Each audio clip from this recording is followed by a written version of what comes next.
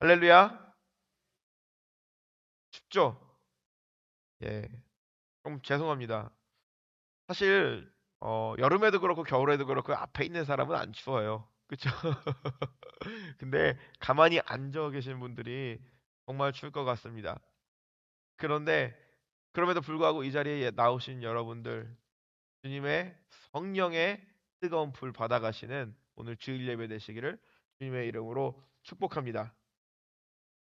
어,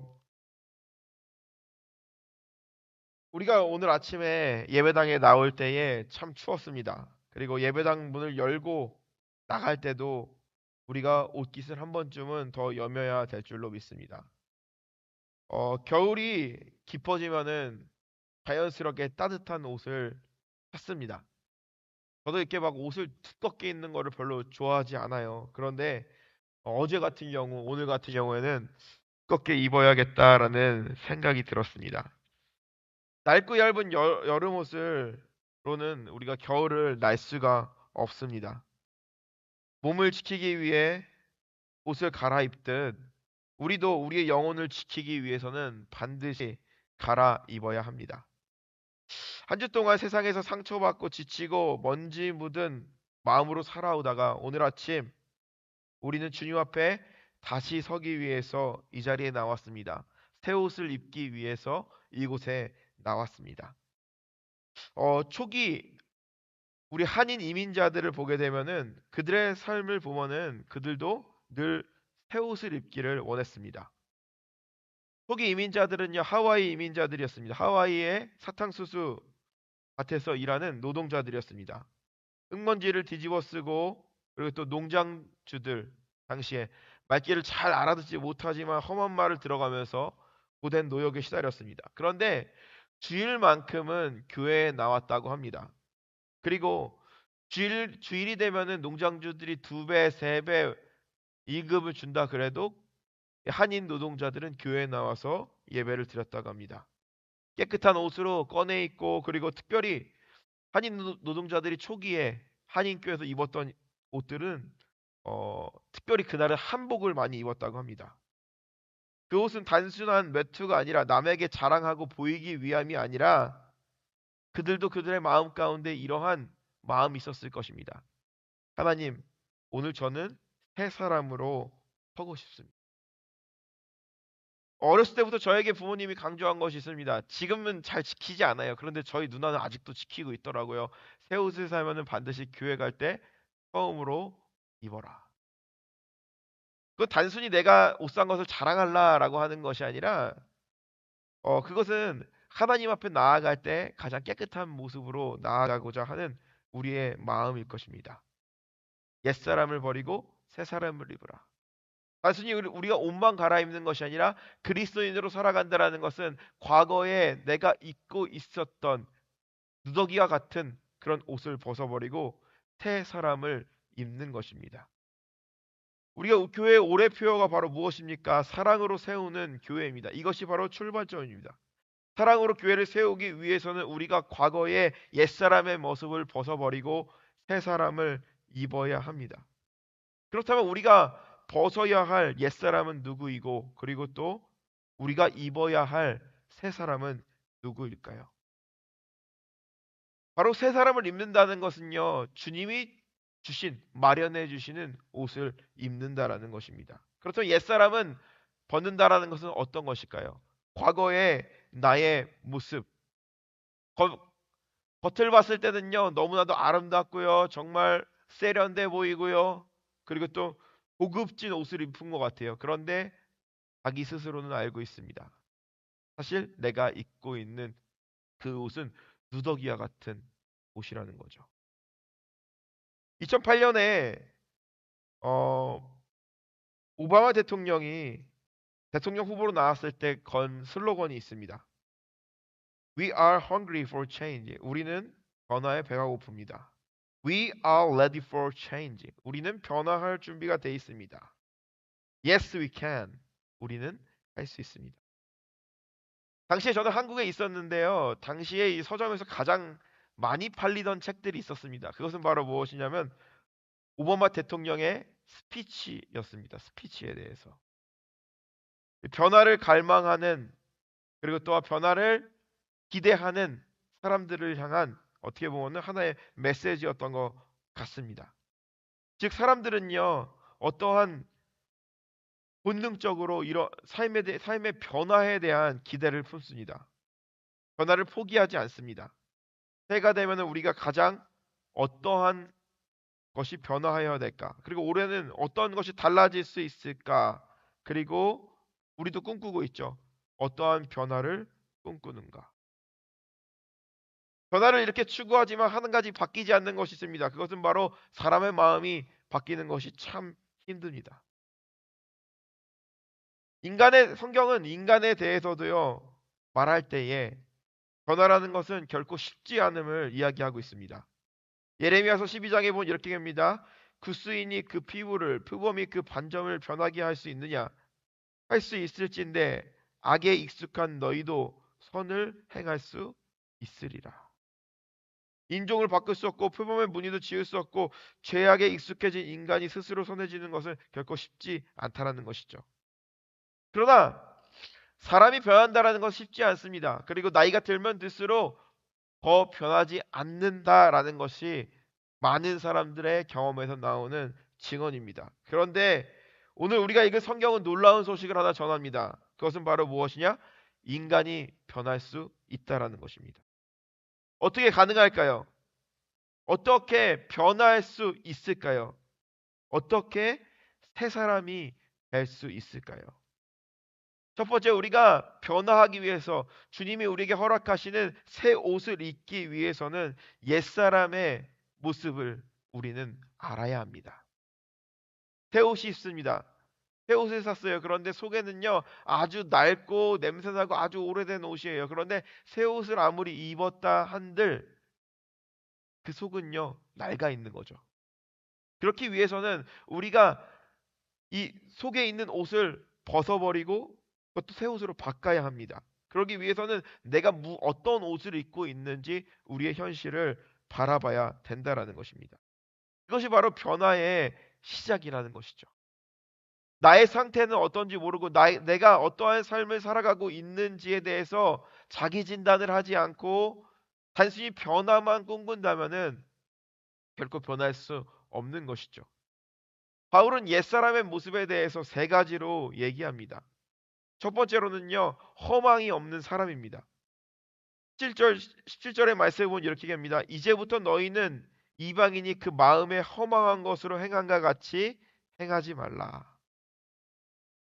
허망이라는 것은 결과, 결과 없는 헛된 것을 의미합니다. 하나님 없이 살아가는 이방인들의 특징입니다. 이스라엘에서 가장 부유했던 왕, 그리고 또 가장 훌륭한 왕들을 꼽자 그러면은 우리 솔로몬 왕을 꼽을 수가 있습니다. 그는 부강한 나라를 만들었고요. 그리고 최고의 과학 기술을 받아들였습니다. 그리고 그로 인해서 찬란한 문화를 빛냈습니다.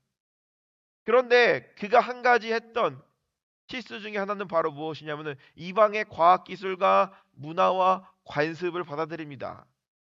그런데 이방의 종교도 받아들이게 됩니다. 이스라엘 땅에 이방 신들의 산당이 세워지게 됩니다. 그러면서 그와 동시에 이방 문화도 이스라엘 백성들 가운데 들어오게 된다라는 것이죠. 그래서 그가 그의 인생에 있어서 마지막에 한 말은 바로 무엇입니까? 헛되고 모든 것이 헛되도다. 하나님께서 자신에게 맡겨주신 그 직무를 감당하기 위해서 나라를 부강하게 하고, 그리고 또한 많은 나라와 교역을 하고, 그리고 또 나라를 발전시켰습니다. 그러기 위해서 여러 가지 것들을 도용하고 이용해야만 했습니다. 그런데 하지 말아야 될 것을 이용했습니다. 그것은 바로 이방인들의 문화, 종교였습니다. 처음에는 그것이 놀랍고 새로웠을 것입니다. 그리고 그것이 당시의 사회 가운데 발전을 주었을 것입니다. 그런데 그가 느끼는 것은 바로 무엇이었습니까? 헛되고 헛되다. 즉 솔로몬이 깨달은 것은 바로 무엇입니까? 하나님 없는 성공은 모래성과 같다라는 것입니다. 둘째로 옛사람의 모습은 바로 무엇이냐면은 총명이 어두워진 사람입니다. 18절에 보면 얘기합니다. 그들의 총명이 어두워지고 그들 가운데 무지함과 그들의 마음이 굳어짐으로 말미암아. 성경이 말하는 이 총명은요, 단순한 지식이나 판단을 뜻하지 않습니다. 문제는 하나님을 아는 지식이 없는 상태를 의미합니다. 즉, 하나님의 마음을 읽지 못하는 상태라는 것이죠. 우리가 누군가를 안다라고 얘기할 수 있습니다. 그리고 누군가의 이름을 알고 누군가와 인사하고 있는 사이다 라고는 말할 수 있습니다. 그 사람의 직업이 무엇인지, 그 사람이 어떤 삶을 살아가고 있는지에 대해서는 말할 수 있겠죠. 그런데 정말 친하고 안다라는 것은요, 그 사람이 어떤 마음을 가지고 살아가는지에 대해서 공감하는 것이죠. 하나님을 안다라는 것도 마찬가지입니다. 하나님을 아는 사람들은 너무나도 많습니다. 우리 기독교인뿐만 아니라 믿지 않는 사람들도 하나님이 누구신지 알고 있습니다. 그런데 그것이 하나님을 아는 지식이 많은 것일까요? 성경을 연구하는 사람들이 있습니다. 그리고 또한 신학자들도 있습니다. 그리고 성경에 대한 해박한 지식을 갖고 있는 많은 사람들이 있습니다. 그런데 하나님을 안다라는 것은 바로 무엇입니까? 성경적인 지식, 하나님이 했던 일들에 대해서 아는 것일까요? 아니죠. 하나님을 아는 지식이 있다라는 것은요, 하나님 마음에 공감할 줄 아는 사람이라는 거죠. 아무리 많이 배워도, 아무리 들려줘도, 그리고 또 아무리 많이 알고 있다고 할지라도 하나님 마음에 우리가 공감하지 못한다면 결코 분명히 어두운 자들입니다.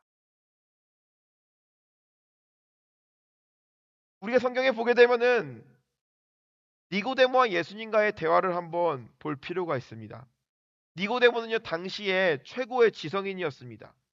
그는 율법과 성경 지식으로 누구에게도 뒤지지 않는 그러한 사람이었습니다. 그런데 예수님이 그에게 거듭나야 된다, 사람이 영생을 얻기 위해서는 거듭나야 된다라고 이야기하였을 때 그는 예수님의 말씀을 이해하지 못했습니다. 어떻게 우리가 어머니의 목태로 다시 들어갑니까? 지식은 많지만 영적인 감각이 없는 것이죠. 반면에 학식은 많지 않아도 하나님의 마음, 예수님의 마음을 깊이 공감한 사람이 있습니다. 그것은 바로 베다니의 마리아였습니다. 그는 율법학자도 아니었습니다. 그리고 그는요, 많은 사람들에게 성경을 가르치는 사람도 아니고 니고데모처럼 체계적으로 뭔가 교육을 받은 사람이 아니었습니다. 그러나 예수님이 오시며 그의 집에 오셨을 때 말씀 앞에, 예수님의 발치 앞에 앉아서 말씀을 듣는 여인이었습니다. 그리고 예수님의 고난을 누구보다 먼저 알았던 자였습니다. 그렇기 때문에 값비싼 향유를 드린 여인이 바로 베다니의 마리아였습니다. 하나님을 아는 지식이 없다, 총명이 없어 어두워진다라는 것은요, 하나님을 아는 지식이 없다라는 것이죠. 성경 지식이 아닙니다.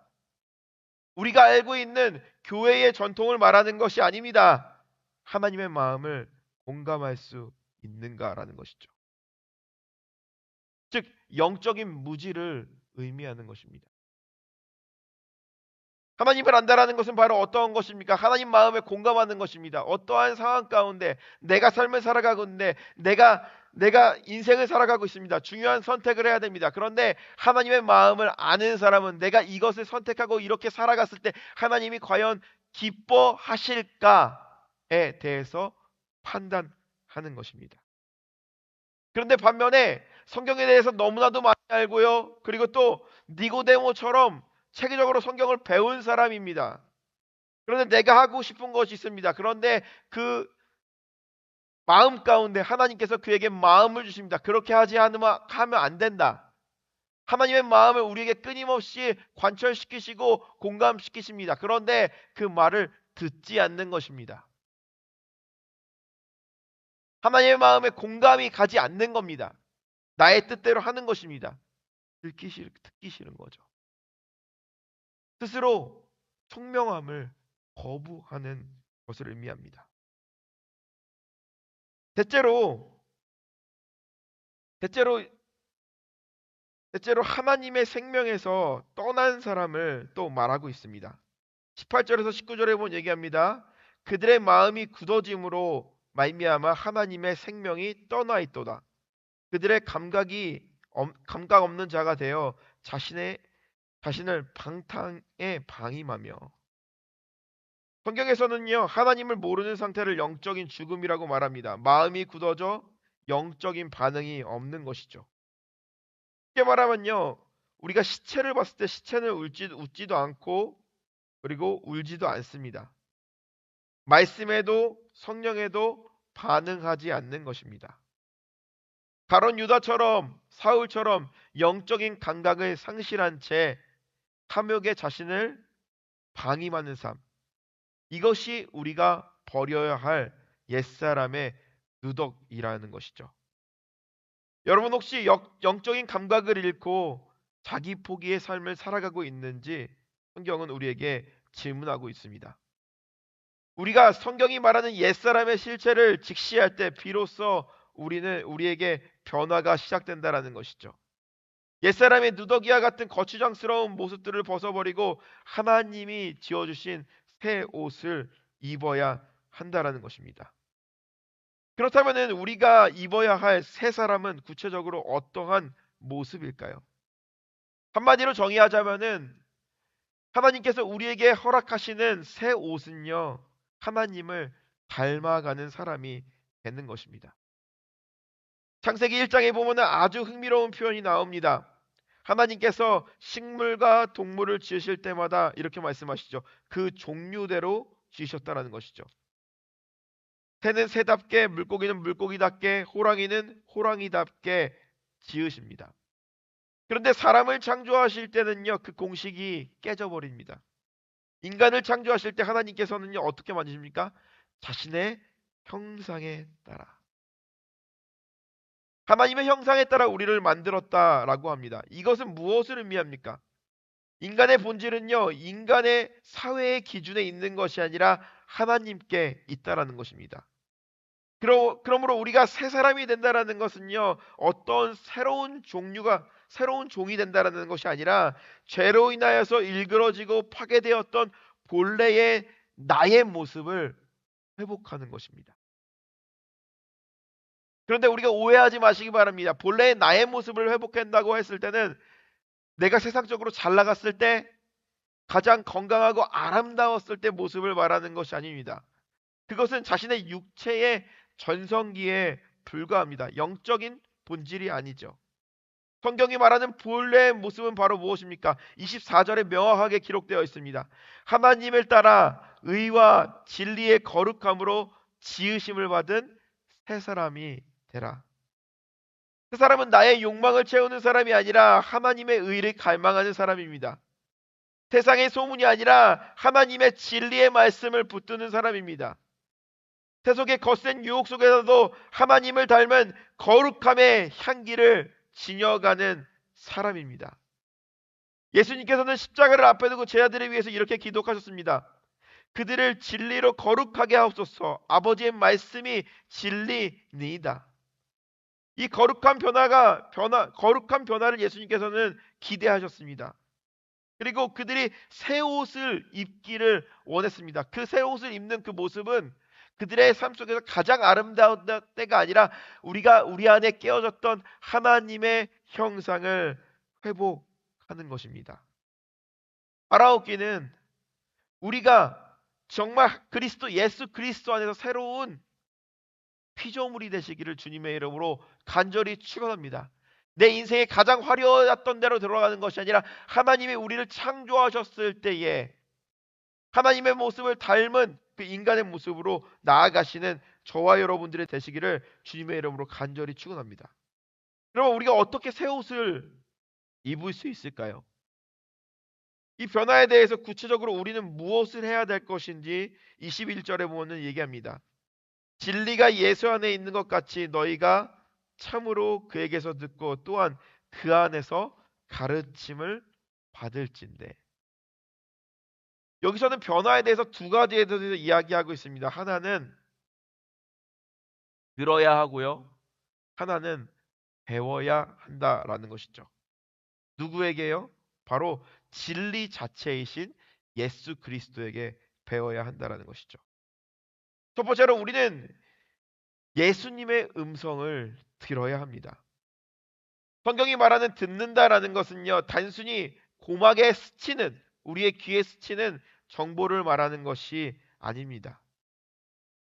예수님이 말하는 하나님 예수님의 음성은 죽은 영혼을 깨우는 생명의 파동입니다. 주님은 이렇게 말씀하십니다. 죽은 자들이 하나님의 아들의 음성을 들을 때가 오나니 곧 이때라. 듣는 자는 살아나리라. 우리는 때로는 세상의 소음에 지쳐 방향을 잃을 때도 있습니다. 우리의 영혼이 메말라서 주님께서 우리에게 말씀하시는 음성을 듣지 못할 때도 있습니다.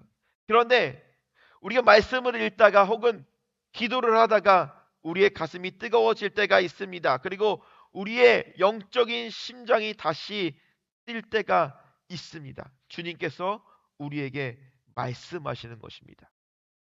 우리가 기도할 때 마찬가지죠. 단순히 우리가 듣는다라는 것은요, 말씀을 듣는다라는 차원이 아니라 주님의 음성을 듣는다라는 것이죠. 기도할 때에 우리의 마음을 열고 우리의 있는 그대로의 모습을 주님께 나아가는 것입니다. 그리고 기도 가운데 주님께서 우리에게 주시는 그 메시지를 듣는 것입니다. 로마서 10장 17절에 보면 얘기합니다. 믿음은 들음에서 나며 들음은 그리스도의 말씀으로 말미암느니라. 사람이 말씀을 듣고 예수 그리스도를 영접하면은 새로운 생명을 선물로 받습니다. 고린도후서 5장 17절에 얘기했던 것처럼 말입니다. 그런즉 누구든지 그리스도 안에 있으면 새로운 피조물이라. 이전 것은 지나갔으니 보라 새 것이 되었도다. 예수님의 음성을 듣는 순간 우리의 과거의 모습이 비춰지게 됩니다. 그리고 주님께서 우리에게 허락하시는 새로운 옷이 우리에게 입혀지게 되는 것입니다. 그리고 이것은 우리를 변화로 이끌게 된다라는 것이죠. 바라옵기는 우리의 삶 가운데 우리에게 말씀하시는 그 주님의 음성을 들으시는 저와 여러분들이 되시기를 주님의 이름으로 간절히 축원합니다. 총명이 어두워졌다라는 것은 주님께서 우리에게 말씀하심에도 불구하고 하나님을 아는 지식이 우리의 마음 가운데 있음에도 불구하고 내 마음의 양심이 찔림이 있음에도 불구하고 그것을 끊임없이 거부하는 것입니다. 가인이 자신의 동생 아벨을 죽이고 하나님의 낯을 피했던 것처럼 아담이 선악과를 따먹고 하나님의 낯을 피했던 것처럼 하나님께서 우리에게 마음을 주시고 하나님께서 우리에게 분명히 말씀하시는데 그것을 거부하고자 하는 것입니다. 바라옵기는 우리가 새로운 사람으로 거듭나기 위해서 변화하기 위해서 우리에게 주시는 하나님이 우리에게 우리의 마음 가운데 우리의 영혼 가운데 주시는 그 음성을 들으시는 저와 여러분들 되시기를 주님의 이름으로 간절히 축원합니다. 기도 가운데 우리의 삶 가운데 주님이 우리를 향해 문두드리고 계시다라는 그 사실을 기억하시는 저와 여러분들이 되시기를 주님의 이름으로 간절히 축원합니다. 두 번째로는요, 그리스도에게 배워야 합니다. 2008년에 오바마 대통령이 당선되고 나서 미국이란 나라가 하루아침에 유토피아로 바뀌지는 않았습니다. 그는 그의 연설에서 아주 중요한 말을 했습니다. 그는 이렇게 얘기했습니다. 당선 자체는 변화가 아니며 변화는 이제 시작일 뿐입니다. 예수님을 영접하는 것, 우리가 변화하는 것도 마찬가지라는 것입니다. 우리가 예수님을 믿기로 고백하는 순간 우리의 영혼의 취임식은 끝난 것입니다. 하지만 그날부터 하나님의 통치와 훈련이 시작된다라는 것이죠. 내 마음 가운데 주님께서 주님의 음성으로 우리의 영혼 가운데 들려주십니다. 내가 그것이 때로는 불편하게 나에게 다가올 때도 있습니다. 그런데 그럼에도 불구하고 주님께서 주시는 그 믿음으로 살기로 결단합니다. 주님께서 주시는 그 마음으로 살아갑니다. 공감을 넘어서 우리의 삶을 통해서 주님을 기쁘시게 하기로 결단합니다. 그러면은 주님이 원하는 방식대로 우리가 살아가고자 할 때 결단하고 삶을 살아가며 하나하나 실행하고자 할 때 그것이 쉬워야 되는데 쉽지 않을 때도 있어요. 감정이 무너질 때도 있고요. 억울할 때도 있고요. 아플 때도 있습니다. 그런데 성경은 말합니다. 배워야 한다라는 것이죠. 배운다라는 것은 바로 어떤 것입니까? 단순히 우리의 지식을 쌓는 것이 아니라 실패를 통해서, 배움을 통해서 고통을 겪기도 하고요. 배움을 통해서 아픔을 겪기도 하고요. 배움을 통해서 우리 자신이 연단되는 것입니다. 우리 안에 있는 과거의 낡은 옷을 가감하게 벗어 던져버리고 새 옷을 입고 그리스도인으로 살아갈 때에 주의 말씀에 귀를 기울이며 우리의 영혼을 움직이시는 그 말씀을 붙들고 순종하며 나아갈 때에 우리에게 다가오는 여러 가지 챌린지가 되는 것들이 너무나도 많아요. 거기서 때로는 쓰러지고 무너질 때도 있습니다. 그런데 변화는 바로 어떤 것입니까? 변화라는 것은요. 변화라는 것. 그리스도를 배우면서 차근차근 나아가는 것이죠. 구체적인 훈련이 요구되는 것이죠. 변화의 속도는 우리가 얼마나 진지하게 주님께 배우느냐에 따라서 달라지는 것입니다. 한 주 한 번 예배를 드리는 것이 아니라 정말 매일의 삶 순간순간마다 주님의 성품을 담기 위해서 몸부림치고 주님의 방식대로 연습을 하는 것입니다. 새 옷을 입기 위하여서 과거에 내가 입었던 옷을 다시 꺼내 입지 않기 위하여서 주님이 우리에게 허락하시는 이 새 옷으로 주님을 닮아가기로 다짐했던 그 순간 더 이상 죄짓지 않고 더 이상 하나님을 하나님의 마음을 아프게 하는 인생이 아니라 하나님의 마음을 기쁘게 하는 인생을 살기로 결단하였다면 매일매일 순간순간 진지하게 주님께서 우리에게 가르쳐 주시는 모든 것을 훈련과 연단을 우리가 충분히 배워야 한다라는 것입니다. 그것이 바로 새 옷을 입은 사람의 마음이라는 것이죠. 오하이오주에 한 남자가 살고 있었습니다. 그의 이름은 맥다니엘이라는 사람이었습니다. 그는 어느 날 사랑하는 둘째 아들이 갑작스러운 사고로 죽게 되었습니다. 아들을 잃은 아비의 심정은 그 무엇보다도 다른 어떤 것들로 위로할 수가 없지요. 그는 깊은 상실과 절망에 빠졌습니다.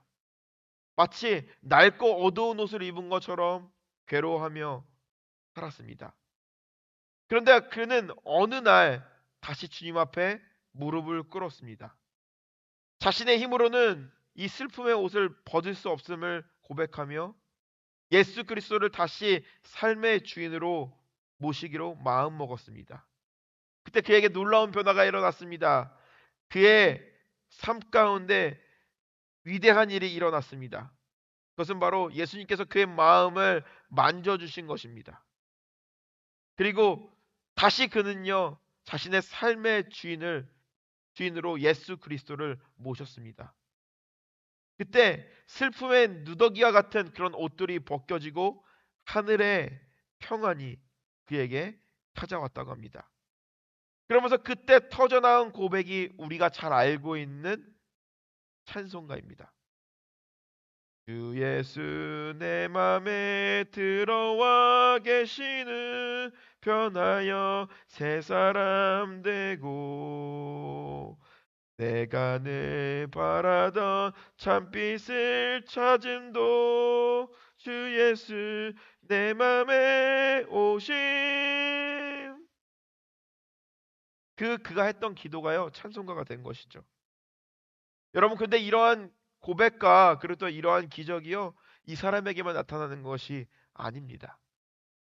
우리가 과거의 옛사람의 모습 그리고 또한 누더기와 같은 그런 우리의 삶의 모습을 던져버리고 예수 그리스도가 우리에게 허락하시는 그 옷을, 새로운 옷을 입고 주님을 닮아가기 위해서 몸부림치며 주님의 음성을 듣고 그에 따라 순종하려고 노력하며, 그리고 또한 우리의 삶 가운데 하나님 말씀대로 살아가기 위해서 다가오는 여러 가지 어려움들, 이런 것들을 믿음으로 극복하며 하나님께 집중하며 나아갈 때에 비로소 우리의 마음 가운데 주님이 주시는 평안, 주님의 통치하심이 우리 가운데 이루어진다라는 것입니다. 바라옵기는 우리가 과거의 나의 모습을 던져버리십시오. 그리고 우리의 모습을 바라보십시오. 그리고 주님께서 우리에게 허락하시는 그 새 옷을 입고 이 새 옷을 더럽히지 않기 위하여서 정말 우리의 삶이 더욱더 정결해지고 예수님께 더욱더 가까이 나아가며 주의 음성을 들으며 나아가시는 저와 여러분들이 되시기를 주님의 이름으로 간절히 축원합니다. 우리가 이런 마음을 가지고 나아갈 때에 성령께서는 우리를 반드시 도우실 줄로 믿습니다. 인간은 연약합니다. 연약하기 때문에 쉽게 깨지고 금이 가고 부서지는 것이 우리들의 모습입니다. 그 부서진 틈, 그 틈을 타서 사단이 역사합니다. 그러면서 우리 자신이 사실 완전히 무너뜨리기도 합니다. 그런데 성령께서 우리와 늘 함께 해주셨을 때에 연약한 우리를 성령께서 덮으시고 우리와 늘 함께 하실 때에 우리에게 믿음으로 살 수 있는 담대함, 그리고 우리가 입고 있는 옛사람의 모습을 벗어버릴 수 있는 그러한 용기를 허락해 주십니다. 바라오기는 우리가 그리스도로 새 옷을 입기 위하여서 성령의 임재와 성령의 은혜와 그리고 또한 믿음으로 사는 용기가 우리의 삶 가운데 있어지기를 주님의 이름으로 간절히 축원합니다. 기도합니다.